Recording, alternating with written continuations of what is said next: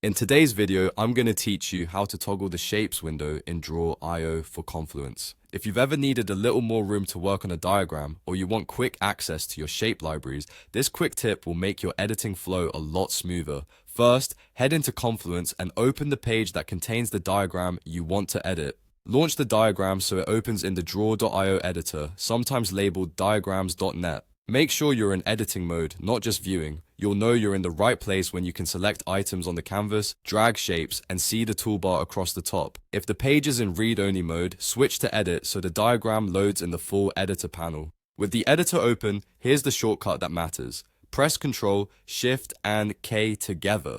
This toggles the shapes window, which is the panel that usually sits on the left side of the editor and houses all your shape libraries, categories, and search. Press the combination once to show it if it's hidden, and press it again to hide it when you want more canvas space. You'll see the panel slide in and out, and your canvas will resize accordingly, which is great when you're working on large, detailed diagrams. If the shortcut doesn't seem to do anything, click once on the canvas to make sure the editor has focus, then try again. Some browsers or extensions can override shortcuts, so give it another try in a different tab or window if needed. On different operating systems, shortcut conventions can vary. If you're unsure, open the editor's help or keyboard shortcuts list to confirm the exact keys for your setup.